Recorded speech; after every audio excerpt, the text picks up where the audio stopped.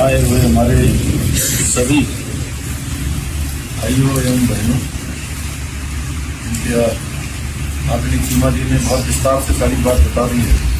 और यहाँ पर हमारे आदरणीय मंत्री किशन भाई आप लोग सब जानते हैं।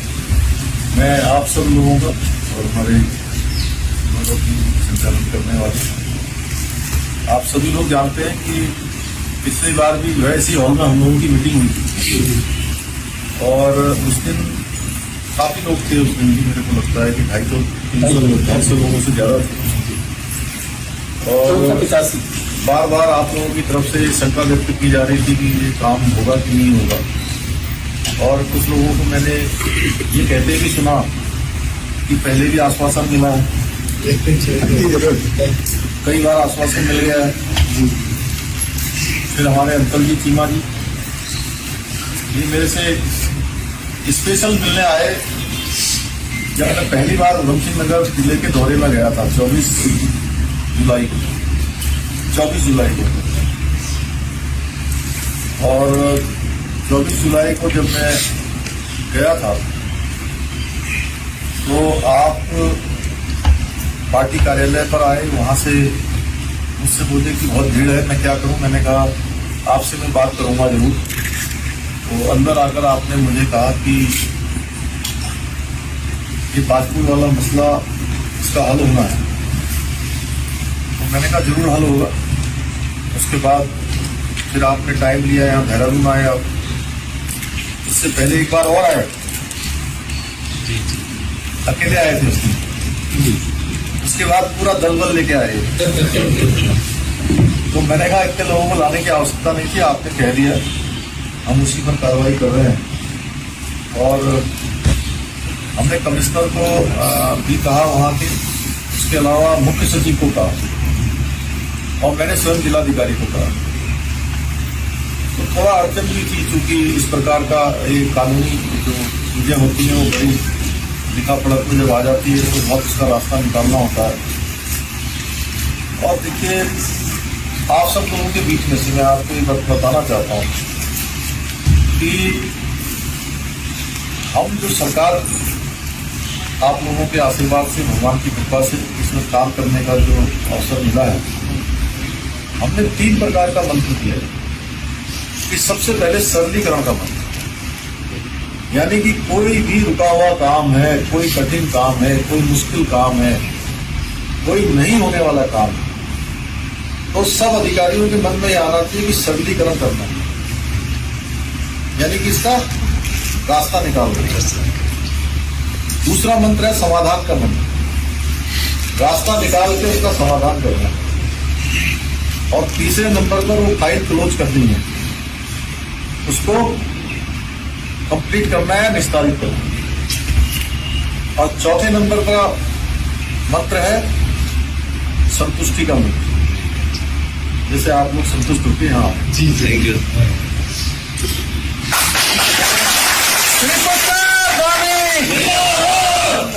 तो बहुत बार आप लोगों को लगता था क्योंकि थोड़ा मेरा स्वभाव ऐसा है कि मैं बहुत ज्यादा जोर से नहीं बोलता, जोर से करते हैं सर, एक बार और जोर कर। मुझे अभी पिछली बार इन्होंने आशंका व्यक्त करी, हालांकि ये मुझे बहुत स्नेह करते हैं, बड़ा आशीर्वाद है इनका, बचपन से हम लोगों ने इनको देखा है और बहुत चीजें इनसे सीखी हमने। तो आप मेरे से कभी जोर से नहीं बोलते, शायद तो दूसरा मुख्यमंत्री होता तो उससे लड़ पड़ते, क्योंकि 4 बार हो गया था। लेकिन इन्होंने जैसे मुझे कहा, मैंने कहा आप इसमें बिल्कुल संदेह मत करिए, जो मैंने कहा वो होगा, और नहीं होगा तो फिर आप सोच लीजिए कि जो उसको करने के लिए जरूरी होगा वो करेंगे।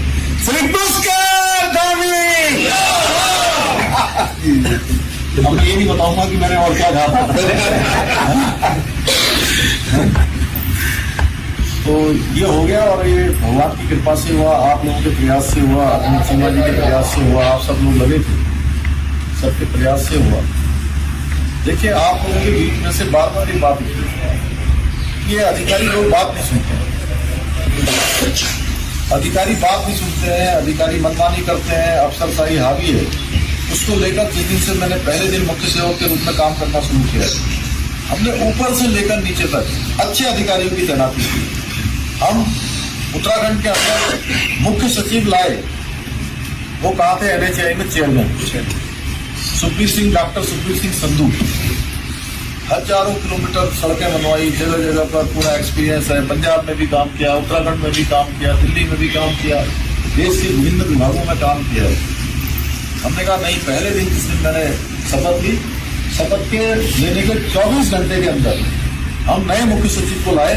हमने कहा पूरी कार्य संस्कृति बदलेंगे, पूरी जगह पर आज जो है ये सुनवाई का क्रम शुरू हो गया है। हमने कहा है कि हमारी सरकार ये नो पेंडेंसी के आधार पर काम करेगी। नो पेंडेंसी का मतलब है कि कोई भी फाइलें डंप नहीं होंगी, सबकी जिम्मेदारी फिक्स की जाएगी। अगर कोई अधिकारी अपने उत्तरदायित्व का ठीक से पालन नहीं कर रहा है, यानी कि जिसको जो पटवारी को जो काम करना है वो पटवारी के लेवल पर वो काम होगा। पटवारी का काम तहसीलदार के पास नहीं आएगा, तहसीलदार का काम SDM के पास नहीं आएगा, SDM का काम DM के पास नहीं आएगा, और जो जिले के काम है वो सचिवालय तक नहीं आएंगे, सरकार के पास नहीं आएंगे। अगर सरकार के पास आएंगे तो ऐसे अधिकारियों के खिलाफ सख्त कार्रवाई की जाएगी जो अपने काम को नहीं करेंगे।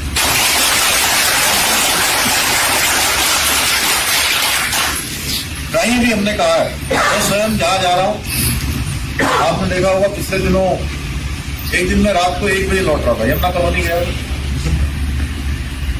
स्वामी जी के यहाँ पर कोई कार्यक्रम था, विधानसभा अध्यक्ष जी के यहाँ कार्यक्रम था। लौटते हुए मैंने देखा कि यहाँ पर जो हमारी बिंदाल चौकी है, बिंदाल चौकी में बहुत भीड़ लगी हुई है। तो मैंने कहा रोको गाड़ी है, सोशल मीडिया में रोकी गाड़ी, और मैं सीधे थाने के अंदर चला गया। मैंने सारा रजिस्टर चेक किया, वहाँ बैठे हुए लोग कौन है, कैदी कौन है, कौन आए हुए, कौन फरियादी है, आगे किसी को परेशानी तो नहीं है। आधे घंटे में वहाँ बैठा, सारी जानकारी दी, फिर वापस आया। इसी प्रकार से एक दिन मैं किसी कार्यक्रम में गया हुआ था पटेल नगर की तरफ, तो मैंने कहा यहाँ से सीधे MDDA चलिए। लोग शिकायत करते हैं कि MDDA में नक्शे पास नहीं हो रहे हैं, हाउस टैक्स वाला जो है काम जल्दी नहीं हो रहा है, हमारी फाइलें पेंडिंग में पड़ी हुई हैं। वहाँ जाकर हमने उनका भी तुरंत जाके कि कितनी पत्रावलियाँ यहाँ लंबी है, कितने समय से लंबी है, इन सबको देखा। अभी एक दिन मुझे यहाँ स्वास्थ्य विभाग के कार्यक्रम में भाग लेना था, तो 11:30 बजे का टाइम था। तो यहाँ पर मैं 11:15 बजे जो है खाली हो गया। मैंने देखा अपना गाड़ी में 45 मिनट बचे हुए, हमारे उड़ाव पीछे सुरक्षा अधिकारी हमारे, तो इनको भी पता नहीं था। जब आगे गए तो मैंने कहा इसको जो है वहाँ डाल दी नगर निगम में। वहाँ भी लोगों की तमाम प्रकार की परेशानियां होती हैं, आम जनता के लोग आते हैं, सामान्य जनता के लोग आते हैं। सीधे हमने नगर निगम का भी औचक निरीक्षण किया। हम जहाँ जाएंगे, जहाँ मौका मिलेगा, मैं सरकारी कार्यालयों को भी देखूंगा, और ये हम घोषणाएं कर रहे हैं, वो सारी घोषणाएं हमारी धरातल पर उतरी हैं। हमने घोषणाएं करी हैं कि सारे जितने भी ये जो हमारी प्रतियोगी परीक्षाएं हैं, जो बच्चे हमारे नौकरी में जाना चाहते हैं, कहीं फार्म भरते हैं, अब उन बच्चों को इस साल फार्म भरने के लिए कोई पैसा नहीं देना होगा। हमने शुल्क माफ कर दिया, एक साल आयु सीमा बढ़ा दी है। एक साल क्योंकि कोरोना में बहुत सारी परीक्षाएं नहीं हो पाई, तो इसलिए उनका एक साल का समय बर्बाद नहीं होना चाहिए। हमारे ग्राम प्रधान है, ग्राम प्रधानों को 1500 रुपये मानदेय मिलता था, बड़ा कम था। हमने उनका मानदेय बढ़ा दिया, उनका मानदेय 3,500 कर दिया। हमने छोटे जो हमारे बच्चे हैं पढ़ने वाले, कक्षा 9वीं से लेकर 12वीं तक सभी बच्चों को अब आने वाले सत्र में सारे किताबें जो है मुफ्त में दी जाएंगी। 9वीं 10वीं 11वीं 12वीं में पढ़ने वाले बच्चों को और महाविद्यालय में पढ़ने वाले 1 लाख बच्चे और 1 लाख से ज्यादा बच्चे हमारे 9वीं 10वीं और 11वीं 12वीं के, इन सभी को क्योंकि इस समय में जब कोरोना महामारी में ऑनलाइन परीक्षा, ऑनलाइन पढ़ाई करनी पड़ती थी, ऑनलाइन पढ़ाई में कोई दिक्कत न हो, गरीब जो बच्चे हैं उनको भी परेशानी न हो, इसलिए सभी को हम मुफ्त में टैबलेट देंगे। सभी को हम टैबलेट बांट देंगे।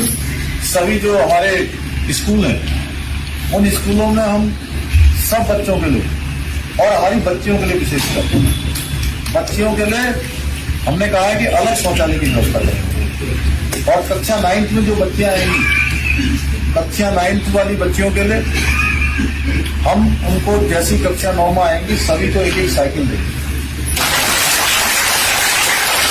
तमाम प्रकार की जो हम नई नई योजनाएं ला रहे हैं और ये क्यों घोषणा नहीं है, ये सारे इसके शासनादेश निकलेंगे। अभी हमने कोरोना काल में पर्यटन क्षेत्र में काम करने वाले, परिवहन के क्षेत्र में काम करने वाले, सांस्कृतिक क्षेत्र में काम करने वाले, राफ्टिंग नौकायन के क्षेत्र में काम करने वाले, उन लोगों के लिए लगभग 200 करोड़ रुपए का एक पैकेज दिया।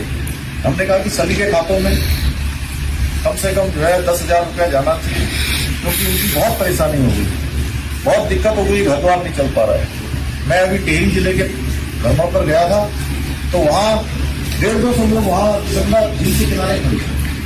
तो मैंने सोचा आजकल क्योंकि सभी लोग ये आ रहे हैं कि आप हमारा ये काम कर दीजिए, हमारा ये कर दीजिए, इनके रुके हुए हैं, तो मैंने सोचा ये भी किसी काम के लिए आए होंगे। मैंने पूछा भाई किस काम के लिए आए, मेरा पता करो इनके। तो वहाँ के हमारे विधायक है धन सिंह नेगी जी, उन्होंने कहा भाई साहब ये काम के लिए नहीं आए मुख्यमंत्री जी, ये आपका धन्यवाद करने आए जो आपने पैकेज की घोषणा करी थी, इन सबके खातों में यही पुकार उसका गाने फिर एक बार जन जन की यही पुकार, जन जन की यही पुकार। अभी हमने बिजली का सरचार्ज माफ किया है, 6 महीने का बिजली का जो सरचार्ज है उसको माफ किया है। हम हर क्षेत्र में कोशिश कर रहे हैं कि हमारी सरकार हर क्षेत्र में, चाहे आजीविका के क्षेत्र में काम करने वाले हैं, बागवानी के क्षेत्र में काम करने वाले हैं, कृषि के क्षेत्र में काम करने वाले हैं, कोई अपना लोन लेकर जो है कोई काम धंधा करना चाहते हैं, उन सभी क्षेत्रों में हम कोई न कोई योजना दे रहे हैं। और हमने कहा है कि क्योंकि मैं स्वयं इन सब बातों को जानता हूं, मैंने इन सब चीजों को नजदीक से देखा है, परेशानियों को देखा है, आप सब लोगों के बीच में से आया हूं, कोई अलग से नहीं आया हूं, इसलिए हम कोशिश कर रहे हैं कि ये सरकार एक सरकार के रूप में नहीं, आप सबके साझीदार के रूप में काम करें। हर संभव हमारी कोशिश है कि हम जितनी मैक्सिमम सुविधाएं हो सकती हैं, उद्योगों के क्षेत्र में हमने 1 टाइम सेटलमेंट की प्रक्रिया लाए हैं। सारे उद्योग के लोगों को भी हमने बुलाया है, बहुत लोग आए थे, पूरे प्रदेश के लोगों को बुलाया और हमने कहा कि हम सभी के सुझाव आप लीजिए और सरकार आपके लिए अच्छी नीति बनाएगी। आप सब लोग हमारे ब्रांड एम्बेसडर हैं, आप सब लोगों के लिए जो सबसे अच्छा हो सकता है। इसी प्रकार से हम जिस क्षेत्र में भी जो नीतियां हैं, अभी खनन के क्षेत्र में भी हमने पिछले 2 महीने से उसमें पब्लिक डोमेन में जो है खनन नीति नई बनाने के लिए डाल रखा है, उसमें सबके सुझाव मांगे, सब अपने अपने सुझाव दें। उन्होंने जो सुझाव दिए हैं उस सुझावों के आधार पर सरकार नई खनन पॉलिसी लाए, जिससे कि हमारे सभी को अन्य क्षेत्रों में भी जहां पर जो करना होगा। और 1 टाइम सेटलमेंट की प्रक्रिया, बहुत सारे डिपार्टमेंटों में विवाद चलते हैं, कोई किसी ने जमीन खरीद ली, किसी ने पैसा जमा नहीं किया, किसी ने बिजली का पैसा नहीं दिया, किसी ने खनन का शुल्क जमा नहीं किया, किसी ने उद्योग का शुल्क जमा नहीं किया, किसी ने दिल्ली में वो आर्बिट्रेशन में केस फंसा हुआ है, सिंचाई विभाग में फंसा हुआ है। तो 1 टाइम उसकी एक कमेटी बनाकर 1 टाइम सेटलमेंट की प्रक्रिया ले आएंगे, सरलीकरण करेंगे, उनका जो माफ करना होगा माफ करेंगे, उसके लिए जजों की अध्यक्षता में कमेटी होगी और अगले 2-3 महीने के अंदर सारे मामले निस्तारित कर देंगे। हमारा राज्य हिंदुस्तान का पहला राज्य है। हमारा लक्ष्य है कि आने वाले 10 वर्षों में हमारा राज्य कृषि का क्षेत्र, हमारा चिकित्सा का क्षेत्र, शिक्षा का क्षेत्र, हर क्षेत्र में, सड़कों का क्षेत्र, रेलवे का क्षेत्र, टूरिज्म का क्षेत्र, ऊर्जा का क्षेत्र, बिजली का, उसमें सब में हमारा क्षेत्र, हमारा प्रदेश नंबर 1 प्रदेश है, नंबर 1 प्रदेश। आपको देखा होगा पहले लोग बहुत घोषणाएं करते थे, हजारों घोषणाएं यहाँ पर हुई, हजारों घोषणाएं, लेकिन वो धरातल पर नहीं उतरी। हम जो घोषणा करेंगे, जैसे आपकी भी घोषणा करी थी, यहीं पर करी थी, जिन्हें एक उदाहरण दे रहा हूँ आपको। माननीय पुष्कर सिंह धामी, लेकिन कोई आ रहा है, कोई कह रहा है हम बिजली फ्री में दे देंगे, कोई कह रहा है हम भत्ता फ्री में दे देंगे, कोई कुछ नहीं दे रहा है। आप दिल्ली में जाकर देख लीजिए कितना भत्ता मिल रहा है। यहाँ सरकार में आने की दूर दूर तक कोई उम्मीद नहीं है, गुंजाइश नहीं है। घोषणा करना तो बड़ा आसान है, कोई भी घोषणा करनी। मैं कोई घोषणा झूठी नहीं करता, आप विश्वास रखिए। हम जो भी काम करेंगे वो चुनाव को ध्यान में रख के नहीं करेंगे, नहीं तो मैं भी यहाँ पर से आपसे कहता हूँ, बहुत बड़ी बड़ी बातें कर दूँ कि इसको लंदन बना देंगे, इसको मुंबई बना देंगे, दिल्ली बना देंगे, दिन में ही आसमान के सितारे तोड़ के ले आऊंगा, तो मैं ऐसी कोई बात नहीं करूंगा। तो आप लोगों के माध्यम से मैं चाहता हूँ कि हमारी भावना है, हमारा एक भाव है कि हम उत्तराखंड को हर क्षेत्र में नंबर 1 का क्षेत्र बनाना चाहते हैं। इसमें आप सबका सहयोग चाहिए।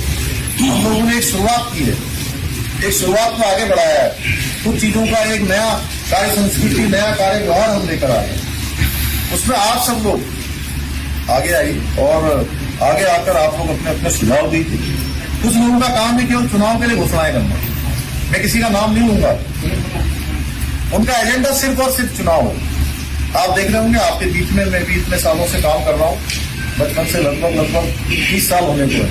30 साल से हम घर से बाहर रहे, कभी कहीं गए, कभी कहीं गए, कभी पढ़ने के लिए गए, कभी संघर्ष के लिए गए, कभी युवाओं के बीच में, कभी नौजवानों के बीच में, कभी उद्योग में रोजगार को लेकर तमाम प्रकार के जो हम लोगों ने यहाँ पर काम किए हैं। उत्तराखंड के हर कोने में गए, हर कोने में देखा है कि कहाँ की समस्या है, किसानों की क्या समस्या है, पहाड़ की क्या समस्या है, मैदान की क्या समस्या है, उधम सिंह नगर में, काशीपुर में लोग क्या सोचते हैं, रुद्रपुर में क्या सोचते हैं, पिथौरागढ़ में क्या सोचते हैं, या उत्तरकाशी या चमोली में क्या सोचते हैं, बागेश्वर या अल्मोड़ा में क्या उनकी परेशानियां है। तो कोई क्षेत्र ऐसा अछूता नहीं है जिसको हम जानते नहीं, तो इसलिए उसके आधार पर काम कर रहे हैं।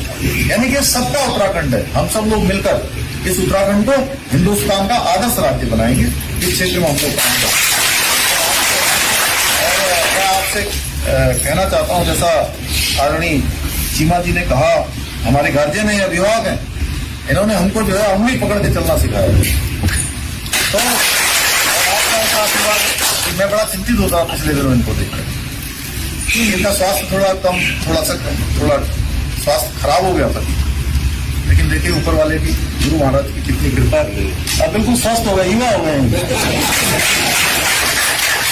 इनका आशीर्वाद भी हम लोगों पर बना है। और मैं बाजपुर आऊंगा और बाकी जो बातें हैं वही बाजपुर में मैं आपके साथ करूंगा। और आज आप सब लोग आए, आप सब लोगों का मेरी ओर से बहुत आपका स्वागत है और आप सबका धन्यवाद। जय हिंद, जय भारत।